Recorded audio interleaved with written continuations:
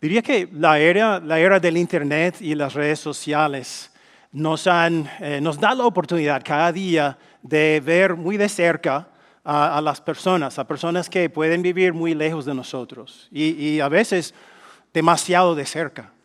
Porque tenemos acceso a videos, a cosas que la gente pone en las redes que nos dicen cómo hablan las personas, qué piensan, cuál es su política, qué hacen. Ahí está. Pero si tuvieras que adivinar cuánto de lo que ves en las redes te da una visión positiva de la gente y cuánto te da una visión negativa de la gente.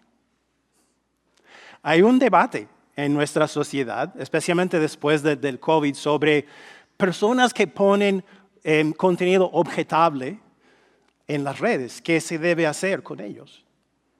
Pero ¿quién determina qué es contenido objetable?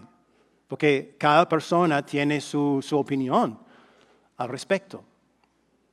Y si tú vas en línea, en las redes, y ves algo que no te gusta, o sea, un punto de vista, unas palabras, algo que hizo una persona que no te gusta, puedes encontrar fácilmente un grupo de personas que piensa igual que tú. O sea, porque nuestro mundo se ha polarizado mucho más. O sea, siempre hay un grupo de personas que se pondrá de acuerdo contigo y juntos se pueden decir en voz alta, estas personas son las personas más terribles del mundo y hay que hacer algo con ellas. Pero ¿qué pasa? Las personas que tú crees que son terribles también piensan que tú eres terrible. Así tan polarizado está nuestro mundo. El mundo de Jonás no fue diferente. Jonás fue enviado por el Señor a la ciudad de Nínive, como dijo el pastor Ben. Fue mandado a la capital de Asiria para predicar contra su maldad. Y en verdad eran personas muy malas, que hacían cosas muy crueles e inhumanas. Pero Jonás se rebeló y dijo, no voy. Y huyó en sentido opuesto en un barco. Pero el Señor lo buscó y mandó una tormenta tan grande que los marineros del barco no tuvieron otra opción sino arrojarlo al mar para calmar la tempestad. Se calmó. Pero ahora los niños saben que el Señor mandó un pez para tragarse a Jonás y para salvarlo de la muerte. Lo que pareció una muerte asquerosa terminó siendo un rescate. Y en el vientre del pez, por 3 días, él oró fervientemente al Señor y al final de esos 3 días, el Señor mandó al pez vomitarlo en tierra seca. Y volvió a llamarla, a comisionarlo, llamarle a la misma misión. Y esta vez, ¿qué hizo Jonás?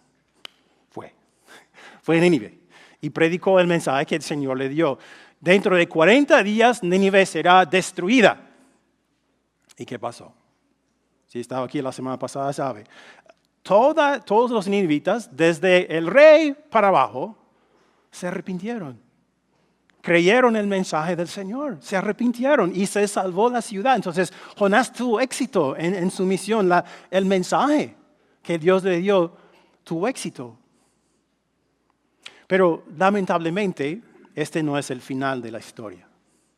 Leemos Jonás 4, versículo 1. Pero a Jonás esto le pareció muy mal y se disgustó. ¿Era esta la reacción que esperabas? Normalmente las personas se enojan cuando fracasan, pero ¿cuándo se enojó Jonás? Cuando tuvo éxito. Tuvo éxito. ¿Y por qué se enojó? Porque no quería que el Señor les mostrara misericordia. Pero hemos llegado a esperar cosas extrañas de Jonás, ¿verdad? Él es un profeta de Dios, pero huye de Dios. Y ahora tiene éxito, pero se enoja. Y si durante esta serie te has preguntado, ¿por qué será que Jonás huyó? de la misión que el Señor le dio. Ahora sabemos, en el versículo 2 lo explica. Así que oró al Señor, Señor, ¿no fue esto lo que dije cuando todavía estaba en mi tierra? Por eso me apresuré a huir a Tarsis. Yo sabía que tú eres un Dios clemente y compasivo, lento para la ira y grande en amor, un Dios que se arrepiente del castigo. Jonás es enviado a Nínive con una misión y espera que la misión fracase, porque no quiere que el Señor salve la ciudad de Nínive. No quiere que les muestre compasión y lo salve. Dios se había apartado de su ira contra los ninivitas, pero ahora ¿dónde está la ira? Está dentro del corazón de Jonás. Está enojado con el Señor por haber hecho eso. ¿Y qué ha pasado? La concepción que Jonás tenía de Dios, de cómo debía ser Dios, de Dios, había sido destruida completamente. Porque él creía que Dios debía castigar el mal, no perdonarlo, especialmente el mal que cometía personas como los ninivitas. Para Jonás, Nínive tenía que ser destruida para que prevaleciera la justicia. Y segundo, él no quería que el Señor confiara en los ninivitas, en su arrepentimiento. Él quería que Dios debía sospechar de su arrepentimiento y pensar que ellos no son capaces de arrepentirse. Personas tan malas no pueden tener un arrepentimiento sincero y verdadero. Pero aunque Jonás creyera esto sobre Dios, él había recibido mucha evidencia al contrario, porque era un israelita. Y el Señor se había revelado a Israel como un Dios clemente, como un Dios que ama a personas que no merecen su amor, como un Dios compasivo, que cuando ve un ser humano que tiene una necesidad, su corazón le duele y quiere ayudar a esa persona. Él se describe a sí mismo como un Dios lento para la ira. Él es paciente, paciente con los pecadores, aun cuando siguen cometiendo los mismos pecados, y se demora en castigar. Él es un Dios grande en amor. ¿Quién estaba para la serie sobre Ruth, sobre el libro de Ruth? ¿Se acuerdan de esa palabra que dije muchas veces? Chesed. Chesed. O sea, es grande en Chesed, es amor fiel, que sigue amando aun cuando las personas le devuelven la espalda. Él es el Dios que prefiere salvar antes que destruir. Él prefiere perdonar antes que condenar. Y Jonás sabía exactamente cómo era el Señor, sabía quién era. Y admite que es la razón por qué intentó huir. Porque desde el principio no quiso que el Señor mostrara misericordia a los ninivitas. Desde el principio quiso que ellos fueran condenados porque creía que no merecían la misericordia de Dios. Para él eran las personas más terribles del mundo. Y no había amor para ellos. No podía haber perdón para ellos. Estaba absolutamente convencido de ello. Y sus próximas palabras demuestran eso mismo. Versículos 3 al 5. Así que ahora, Señor, te ruego que me quites la vida. Más me vale morir que vivir. El Señor le respondió, ¿tienes de veras derecho a enojarte? Jonás salió y se sentó al oriente de la ciudad. Ahí hizo un enramado, se sentó a su sombra y esperó a ver qué le pasaría a la ciudad. Entonces, Jonás, ¿qué prefiere? Prefiere morir antes que ver la salvación de la ciudad de Nínive. Está tan enojado que sale de la ciudad, construye un enramado y dice, aquí me voy a sentar por 39 días, si es necesario, bajo el sol abrasador, para que yo tenga el gozo de ver la destrucción de esta ciudad. tan mala. Pero ¿cuál fue la pregunta que el Señor le hizo? ¿Tienes de veras derecho a enojarte?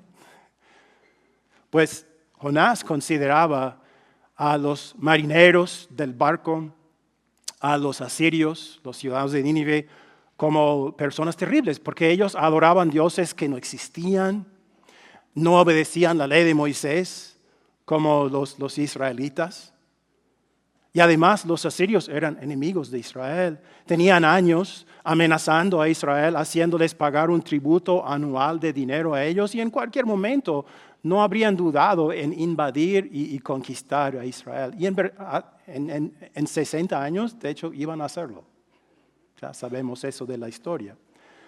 Entonces eran gente mala,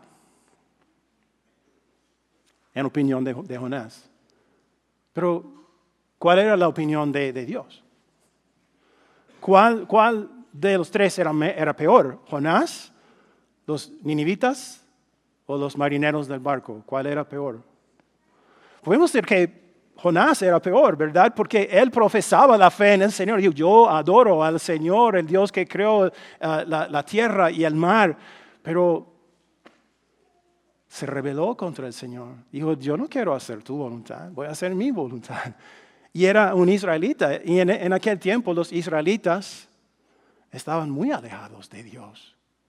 Tenían mucha prosperidad material, pero estaban en bancarrota espiritual porque habían abandonado al Señor y adoraban dioses. Entonces, en un sentido, ellos eran peores. Los ninivitas, los marineros, no tenían conocimiento del Señor, pero se arrepintieron cuando fueron confrontados con el mensaje. Pero Jonás e Israel, no. Pero la realidad es que Jonás, los ninivitas y los asirios eran culpables ante el Señor. Eran culpables del pecado. Y el pecado es terrible a los ojos de Dios, no importa la forma que tome. Terrible a Él. ¿Y esa pregunta cuál fue? ¿Tienes de veras derecho a enojarte? ¿Cuál fue la respuesta correcta a esa pregunta? ¿Cómo habría respondido el Señor a esa pregunta? ¿Tienes de veras derecho de enojarte, Jonás? Él habría dicho no. Está mal que te enojes, porque tú no eres mejor que ellos. Cuando tú te opusiste a mi voluntad, cuando huiste, cuando desobedeciste mi mandato, tú necesitabas un Dios como yo, clemente, compasivo, lento para la ira y grande en amor, un Dios que se arrepiente del castigo. Yo te busqué, te perdoné, te restauré y te estoy usando. De lo contrario, estarías en el fondo del mar, tu cuerpo y tu alma estaría en el fondo del infierno ahora mismo. Jonás conocía al Señor, pero no tenía el corazón del Señor. Él estaba muy feliz de recibir perdón, compasión, rescate, salvación del Señor, pero no quería que los ninivitas tuvieran las mismas cosas. Jonás no respondió la pregunta del Señor, por lo que el Señor se la vuelve intensamente personal para Jonás. Podemos notar que el libro comenzó con una conversación entre Jonás y el Señor y así termina también. Vamos a leer el resto del libro, versículos 6 al 11. Para librarlo de su malestar, el Señor Dios dispuso una planta, la cual creció sobre Jonás y le hizo sombra sobre la cabeza. Jonás se alegró grandemente por la planta. Pero al amanecer del día siguiente, Dios dispuso un gusano que carcomió la planta y ésta se secó. Al salir el sol, Dios dispuso un sofocante viento del este. El sol le batía a Jonás en la cabeza de tal modo que estuvo a punto de desmayarse. Deseó morirse y dijo, más me vale morir que vivir. Pero Dios le dijo a Jonás, ¿tienes de veras derecho a enojarte por la planta? Claro que sí, respondió Jonás, estoy que me muero de rabia. El Señor le dijo, Tú te compadeces de una planta que no te costó ningún trabajo, ni la hiciste crecer, la cual nació una noche y la otra noche murió. ¿Y no habría de compadecerme yo de Nínive, esa gran ciudad con más de 120,000 personas que no saben distinguir su derecha de su izquierda? Probablemente una referencia a los bebés y a los niños, y con muchos animales también. Jonás se preocupaba por quién. Por Jonás. No se preocupaba por los ninivitas. En opinión de Jonás, ellos deberían ir ¿dónde? Al infierno. Pero el Señor se preocupa por ellos. El Señor que los creó, los ama y se preocupa por ellos, hasta por los animales que vivían en Nínive. Él es el Dios que es revelado en 1 Timoteo 2, 3 y 4 como el Dios que quiere que todos sean salvos y lleguen a conocer la verdad. Todos, sin excepción. Él ama a Jonás y a los ninivitas por igual. ¿La gente hace cosas terribles? Sí. ¿Algunas cosas son más terribles que otras? Sí.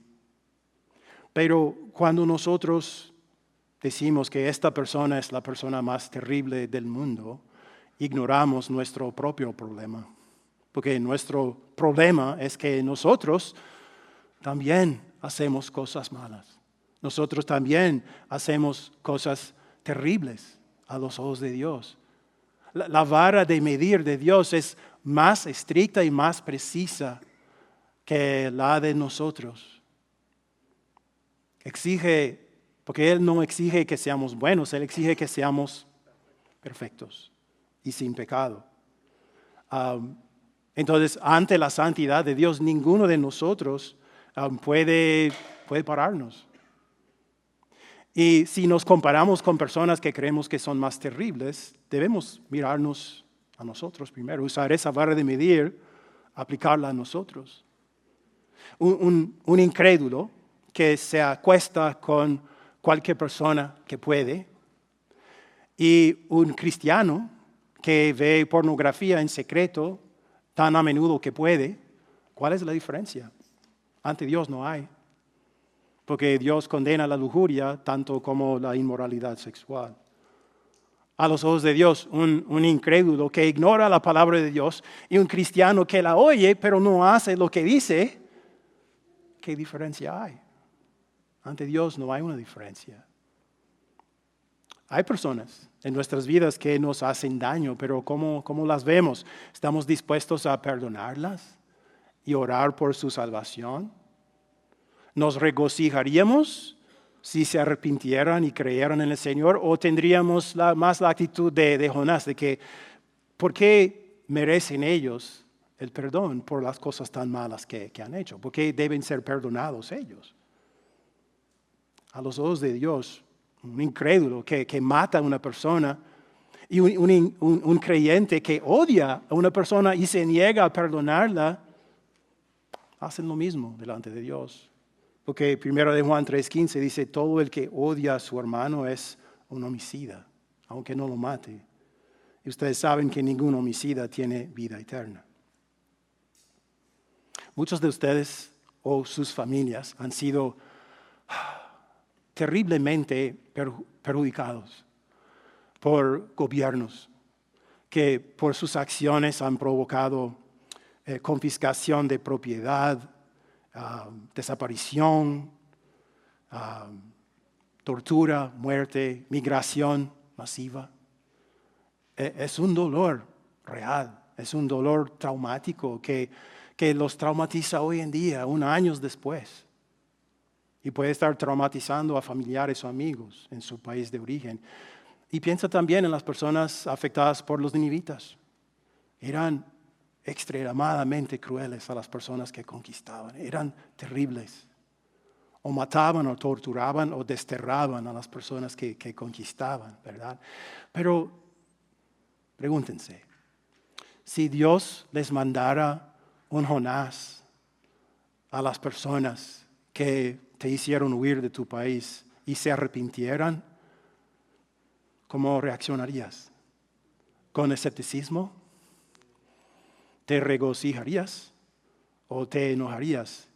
O si Dios te mandara a ti a ser un Jonás y a ir a ellos a predicarles el arrepentimiento, ¿lo harías o huirías como Jonás? Es relativamente fácil para un cristiano mirar a su alrededor, ver el mundo y juzgarlo y sentirse bien, diciendo, yo no soy como ellos. Pero más difícil es admitir, antes yo fui uno de ellos. Y todavía veo algo de ellos en mí. La verdad es que todos estábamos perdidos y alejados de Dios a causa de nuestro pecado. Es la verdad. Y ante la santidad de Dios, ninguno de nosotros puede sostenerse por su propio historial. Porque si nuestro pecado está oculto en la oscuridad o se exhibe en un escenario mundial, la consecuencia es la misma: infierno. El pecado tiene un costo, siempre. Alguien tiene que pagar cuando hay un pecado. Pero la pregunta es, ¿quién va a pagar? ¿Quién debería pagar? Tú y yo. Porque la ley habla a nosotros y no la hemos obedecido. Pero tenemos un Dios que es lo que es y reveló su naturaleza a Moisés en Éxodo 34 y dijo, el Señor, Dios clemente y compasivo, lento para la ira y grande en amor y fidelidad, que mantiene su amor por miles y perdona la iniquidad, la rebelión y el pecado, pero que no deja sin castigo al culpable. Hermanos y hermanas, tenemos un Dios que no nos trata como merecen nuestros pecados. Un Dios de amor implacable. Tenemos un Dios que se preocupó tanto por nosotros que nos buscó con ese amor implacable y asumió nuestro problema él mismo. Tenemos un Dios que no nos hizo pagar el costo de nuestro pecado, sino que él mismo pagó ese costo. Tenemos un Salvador cuya venida fue profetizada por la vida de Jonás, por su experiencia en el pez. ¿Y qué vino a hacer ese Salvador? Vino a ser crucificado. Y en la cruz, todo mi pecado, tu pecado, el pecado del ninivita, del judío, del dictador, del tirano, de todos, todo fue cargado en él. Y él sufrió cada gota del castigo, de la ira de Dios que esos pecados merecieran. Tus pecados y mis pecados. Dios sí, él castigó, se hizo justicia, él castigó el pecado de los ninivitas, los tuyos, los míos, los del dictador, del tirano, de todos, pero lo hizo en el cuerpo y alma de su propio Hijo, Jesús. La paga del pecado es muerte, dice la Biblia. La paga de cualquier pecado es muerte. Pero el que no conocía el pecado, murió. Él se sometió a la muerte por ti y por mí. Y al igual que Jonás, cuando él salió del vientre del pez 3 días después, Jesús también salió de la tumba al tercer día. O sea, la resurrección de Jonás profetizó la resurrección de Jesús. Y cuando Jesús salió de su tumba, proclamó a todo el mundo y te proclama a ti que a causa de lo que él hizo, todos los pecados humanos son perdonados. Todos. Y todos los seres humanos hemos sido reconciliados con Dios por medio de él. Buena noticia. Cuando Dios perdona a nuestros enemigos, podríamos tener la actitud de Jonás. Eso no es justo. O sea, ¿por qué deberían ser perdonados cuando han hecho cosas tan malas? Pero la mejor pregunta es, ¿por qué deberían perdonar? ¿Por qué debería perdonar nosotros? ¿Por qué? Eso no es justo tampoco. Violamos la ley y no fue justo que Jesús fuera crucificado en nuestro lugar, pero lo hizo por amor a nosotros. Tenemos un Dios de amor implacable, a quien le importo yo, te importa a ti, te importas tú, le importan todas las personas. Y Él ganó el perdón para todos. Y ese perdón solo se recibe por la fe en Jesús, confiando en el que murió en esa cruz como el único Salvador.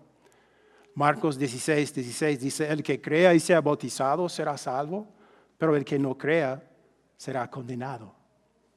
Él es clemente, compasivo, lento para la ira, grande en amor, que perdona la iniquidad, pero también es el Dios que no deja sin castigo al culpable. Quienes rechazan a Jesús, su Hijo, como Salvador, rechazan el perdón que Él ganó por ellos también, no serán perdonados y serán condenados en el día del juicio. Pero en Jesús y por medio de la fe en Él hay perdón completo y gratuito. Ese perdón es para ti. Entonces, si no crees en Él, espero que sí creas. Espero que lo reconozcas como tu Salvador. Por eso tenemos una cruz aquí para recordarte eso, de que Él es el camino, la verdad y la vida. Y por medio de Él tú tienes acceso a Dios, ahora y para siempre. ¿Crees que Jonás se arrepintió de su mala actitud? Porque el libro no nos dice. Yo creo que sí. De otra manera no habría escrito este libro para compartir sus experiencias con nosotros. ¿Y por qué termina así con esa pregunta? Yo creo que es para hacernos a nosotros reflexionar.